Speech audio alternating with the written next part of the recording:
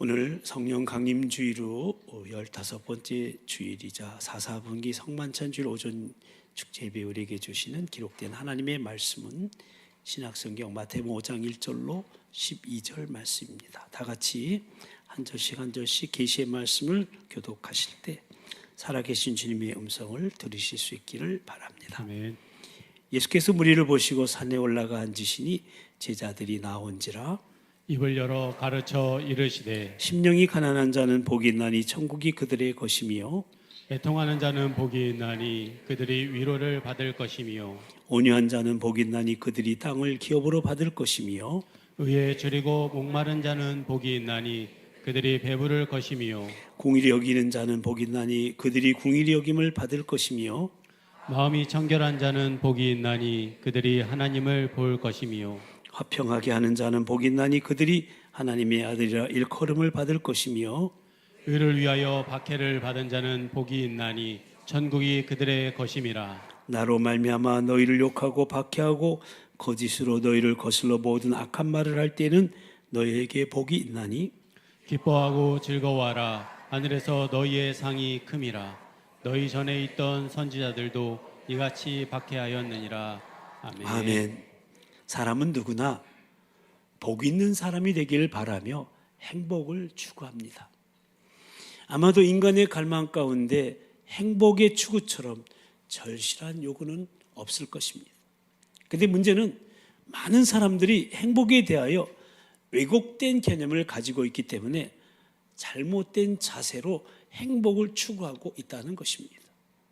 한국의 전통적인 기복 문화는 행복의 개념을 흔히 오래 사는 것, 부자가 되는 것, 출세하는 것, 자녀를 많이 두는 것 등으로 오해하였습니다.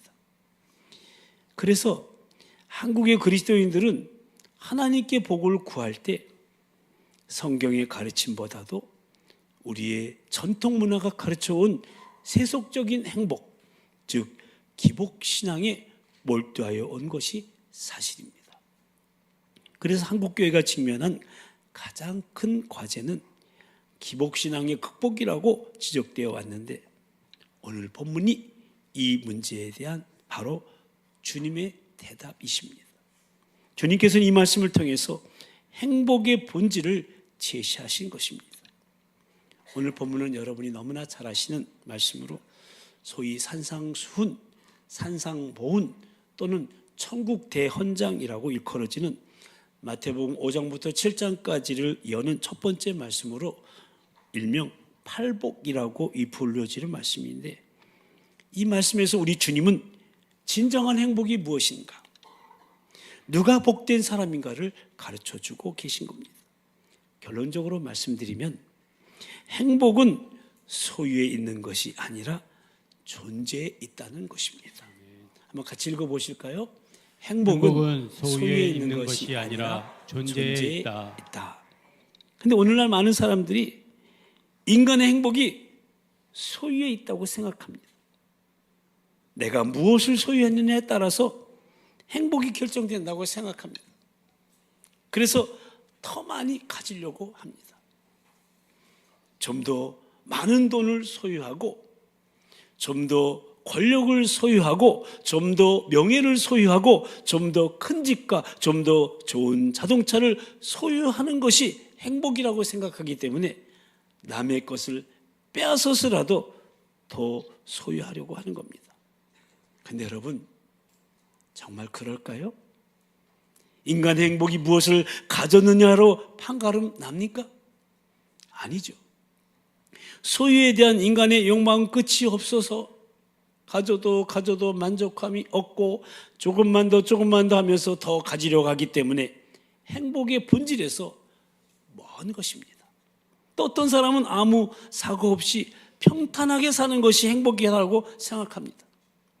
그러나 그것도 바람잘 날이 없는 우리네 인생에서는 그 순간순간의 상황이나 환경에 대한 편안함을 느낄 뿐이지 진정한 행복과는 또 거리가 있는 겁니다.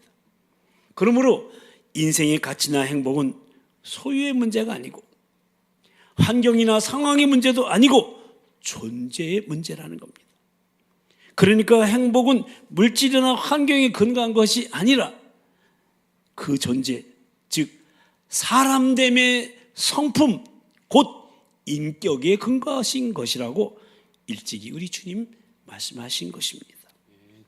그래서 팔복은 우리가 행복을 위해 무엇을 소유할 것인가, 또 어떤 환경을 만들 것을 물을 때 이런 사람, 이런 인격이 복되다고 선포하시는 겁니다.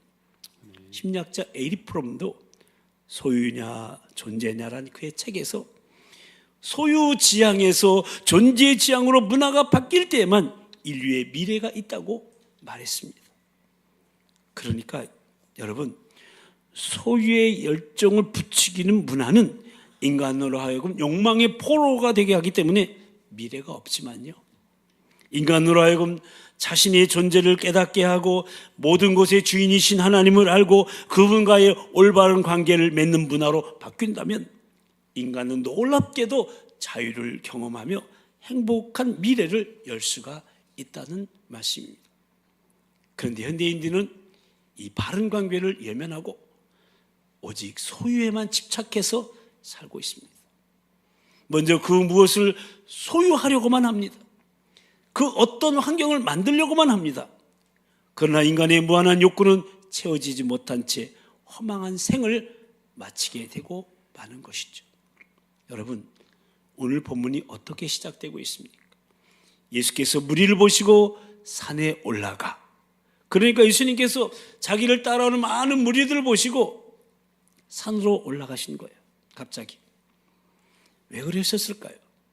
4장 마지막 부분을 보면 그 일을 쉽게 알 수 있는데요, 함께 읽어보실까요? 예수께서 온 갈릴리에 두루 다니사 그들의 회당에서 가르치시며 천국 복음을 전파하시며 백성 중에 모든 병과 모든 약한 것을 고치시니 그의 소문이 온 수리아에 퍼진지라. 사람들이 모든 앓는 자, 곧 각색 병에 걸려서 고통당하는 자, 귀신 들린 자, 간질하는 자, 중풍병자를 데려오니 그들을 고치시더라. 갈릴리와 데가볼리와 예루살렘과 유대와 요단강 건너편에서 수많은 무리가 따르니라. 아멘. 그러니까 수많은 무리들이 예수님을 따르는 건 한마디로 병 고침 받기 위해서 따라온 거예요. 물론 병든 자를 고쳐주는 기적은 오늘날에도 필요한 은사 중에 하나예요. 그러나 여기에는 분명한 한계가 있어요. 아무리 병 고침을 받았다 할지라도 또 언젠가는 또다시 병들고 죽는 것이 인간이기 때문에 그래요. 그러므로 병 고침 자체가 복음일 수는 없어요. 복음의 한 단면이요, 복음의 한 능력에 불과할 뿐이에요. 근데 당시에 무리들은 오직 병 고침 받는 것에만 집착해서 예수님을 따라하고 있었던 것입니다. 그런 상황에서 예수님은 갑자기 산으로 올라가셔서 진짜 복이 무엇인지 가르쳐 주시는 거예요.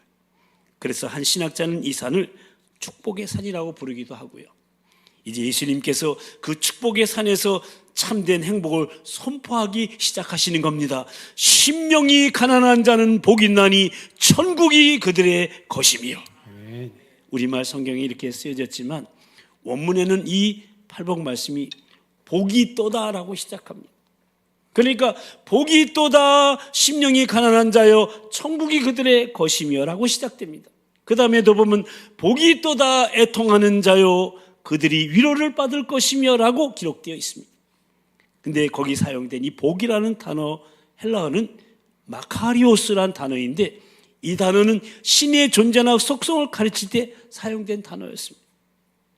그래서 유명한 그리스도의 고대 시인인 호모는 신들의 복스러운 존재를 말할 때 이 단어를 사용했고, 성경의 저자들은 복 대신 하나님을 말할 때 이 단어를 사용했습니다.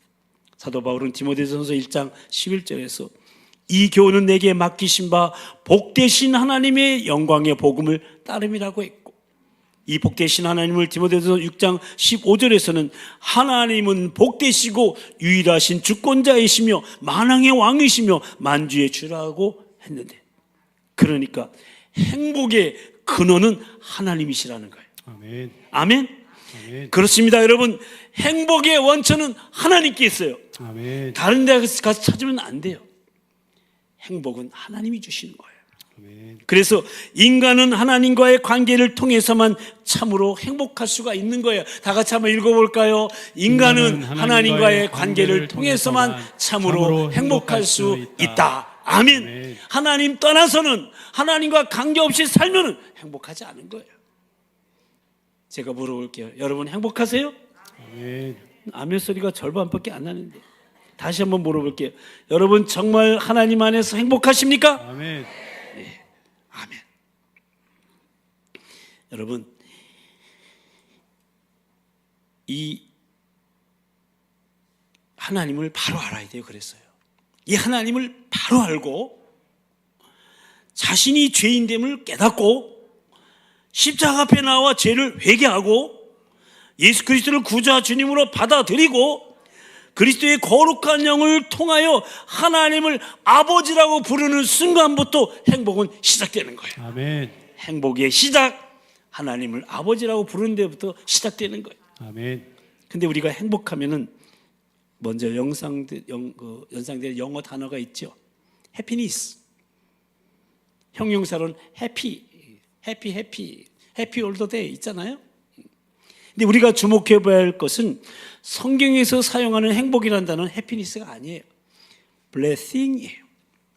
근데 여러분, 해피니스와 블레싱이 어떻게 다를까요? 해피니스라는 단어는 해픈이라는 동사에서부터 유래한 거예요. 이 해픈이라는 뜻이 우연히 어떤 일이 발생하다는 뜻이죠. 근데 만약에 행복이 그런 거라면 행복은 어떤 우연히 생기는 선물이라고, 산물이라고 정의할 수밖에 없어요. 근데 성경이 말하는 행복은 해피니스가 아니에요. 블레싱이에요. 그래서 우리가 God bless you 이렇게 축복하잖아요. 이 블레싱이라는 단어는 본래 앵글로색슨어의 블루드라는 단어에서 나온 말인데 피라는 뜻이죠. 그러니까 이 블레싱이라는 단어는 본래 피의 제사를 의미하는 말에서부터 유래된 거예요. 구약에 보면 동물을 잡아 피의 제사를 드렸는데 이 제사를 드리는 가장 중요한 이유가 어디에 있었을까요? 그것은 이 희생동물의 피 흘림을 통해서 우리가 용서받고 하나님과의 바른 관계 속에 들어간다는 의미입니다. 이것이 바로 모든 구약의 피제사가 지향하는 가장 중요한 초점인 겁니다. 그러므로 이 블레싱이라는 단어의 배후에는 뭐가 있냐? 하나님과의 바른 관계라는 중요한 전제가 있는 거예요. 아멘. 2000년 전 예수님께서 이 땅에 오셔서 우리 죄를 짊어지시고 십자가에서 돌아가셨습니다. 왜 그러셨을까요? 왜 하나님께서는 예수님으로 하여금 그 참혹한 십자가의 고통을 당하며 돌아가시게 하셨을까요? 그것은 바로 저와 여러분이 죄사함 받고 하나님과의 바른 관계 속에서 행복한 인생을 살아가게 하시기 위함이었어요. 아멘. 그래서 오늘 우리가 함께 읽은 이 팔복의 말씀은 이런 하나님과의 바른 관계로 전제하고 있다는 것을 알 수가 있어요. 먼저 심령이 가난한 자는 하나님의 관점으로 자신을 발견한 사람이고요. 애통하는 자는 하나님의 눈으로 자신의 죄를 느끼고 있는 사람이고요. 온유한 자는 하나님의 다스림을 받고 있는 사람이고요.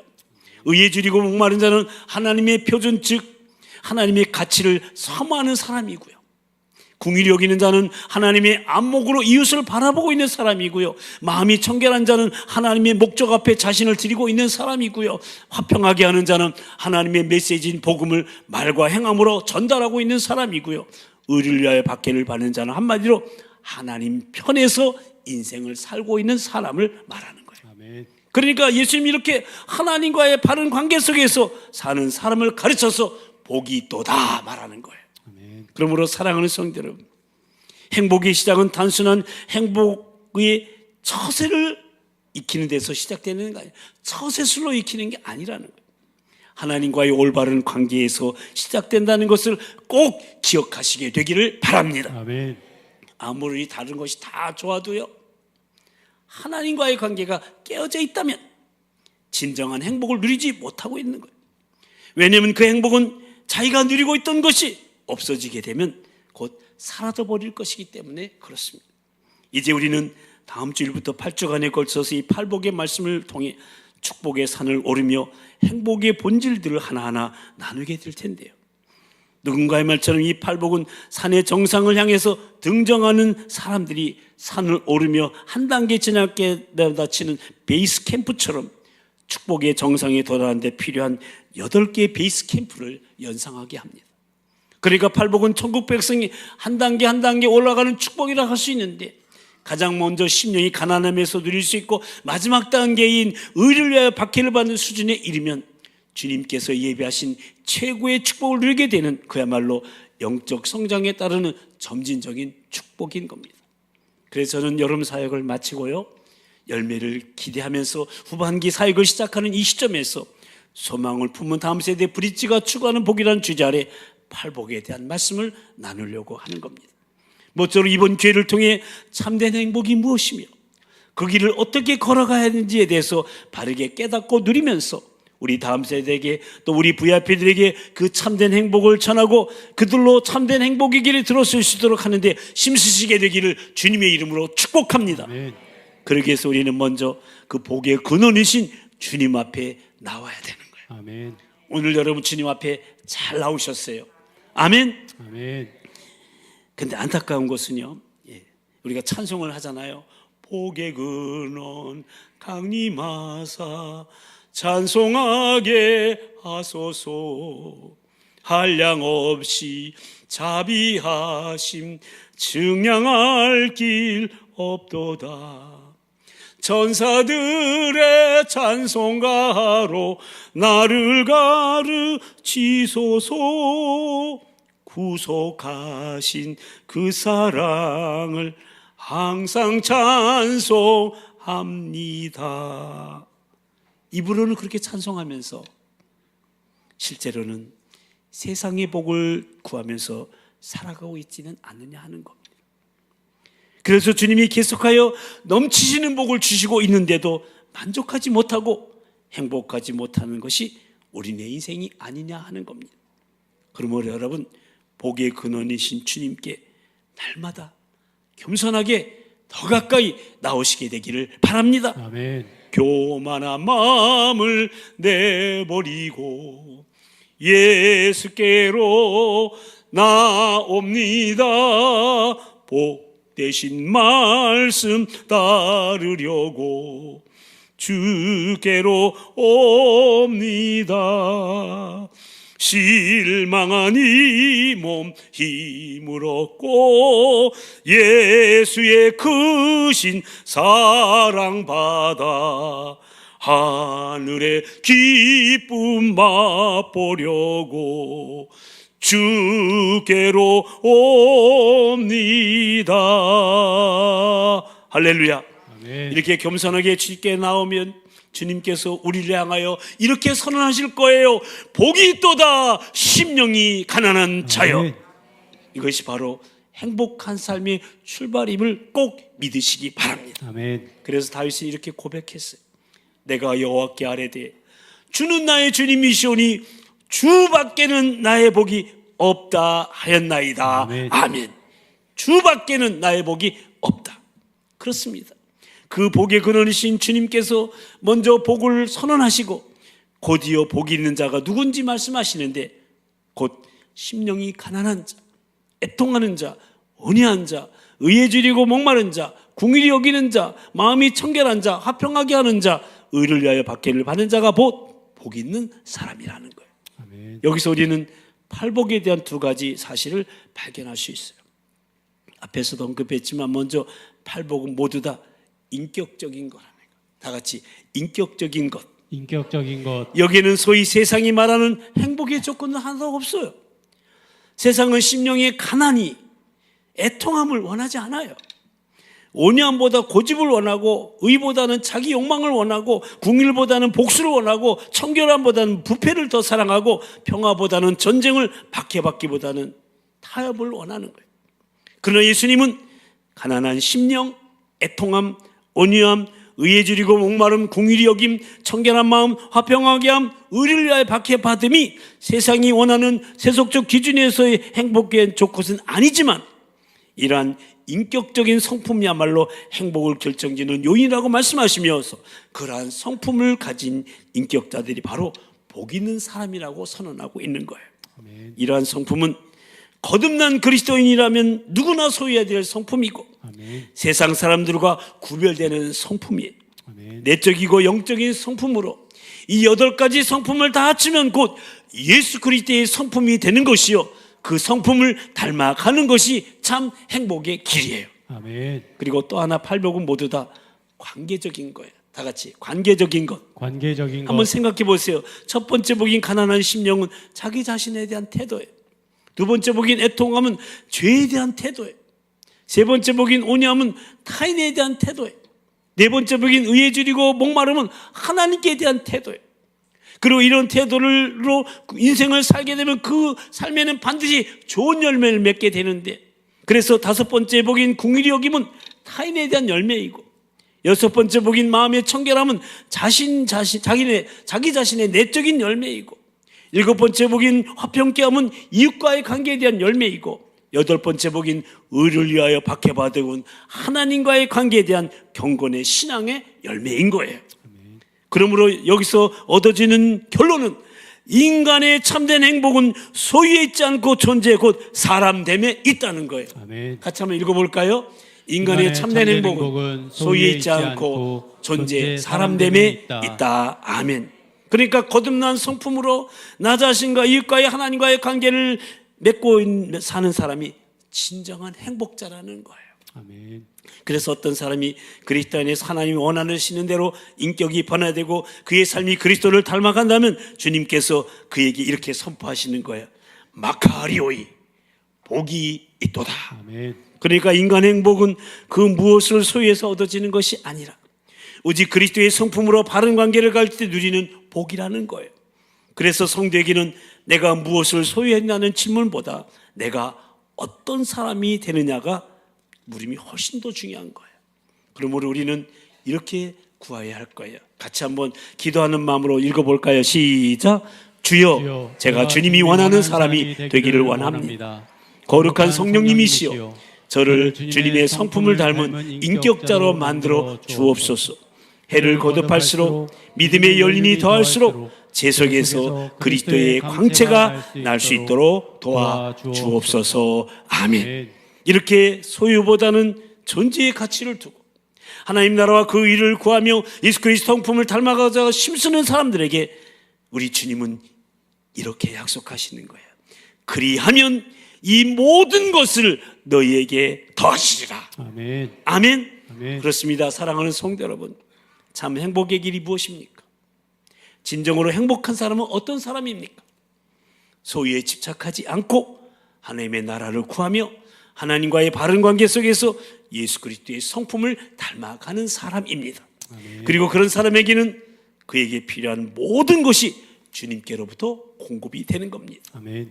그래서 가난해도 병이 들어도 시련의 밤 어둡고 깊어도 나는 결코 떠날 수 없어.